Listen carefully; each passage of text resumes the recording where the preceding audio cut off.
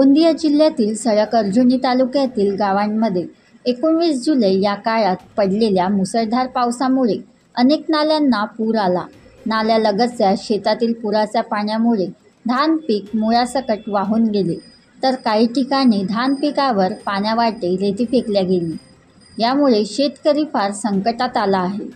कण्हेरी राम या शिवारातून वाहणाऱ्या नाल्याच्या पुरामुळे कण्हेरी मणेरी राकाळीतील धान पीक 25 हेक्टर क्षेत्रातील जमीन दस्त केली आहे। कोकणा जमी गोडुमरी वांगी या परिसरात नवेगाव बांध येथून उगम पावलेला नाला वाहतो। त्या नाल्याच्या प्रवाहाने येथील शेतकऱ्यांचे धान पीक वाहून गेले, तरी प्रशासनाने तात्काळ या भागाची पाहणी करून पंचनामे करून नुकसान भरपाई देण्यात यावी अशी मागणी शेतकऱ्यांनी केली आहे। महेंद्र लंजे, तालुका प्रतिनिधी, सळक-अर्जुनी। आलेल्या 23 तारखेपासून अतिवृष्टी पुरामध्ये शेती वाहून गेलेली आहे, तरी कोणी अजूनपर्यंत आले नाही।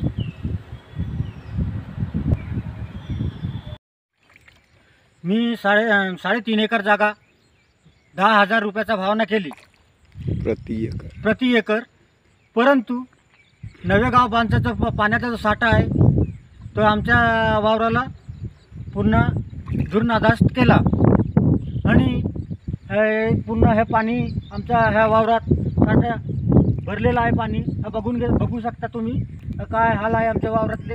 आता मी एक शेतकरी आपला 5 दिवस सतत पाण्यानं बुडलेला आहे आणि आम्ही काय करावा याचा सरकारनं थोडे लक्ष द्यावे हीच विनंती साहेब। ते रहिवासी कण्हेरीचे आहेत, पूर्वी माझी शेती गेली आहे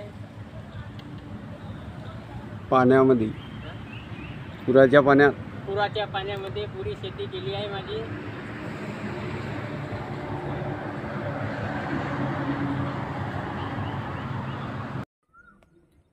बनवा व्हिडिओ, पाठवा व्हिडिओ, आम्ही तुमच्या न्याय हक्कासाठी लढा देऊ। ताज्या बातम्या व घडामोडींसाठी पाहत राहा फक्त महाराष्ट्र लाईव्ह न्यूज। आजच आमच्या चॅनलला सबस्क्राईब करा, शेअर करा, कमेंट करा आणि हो, बेल आयकॉन दबायला विसरू नका। जय महाराष्ट्र।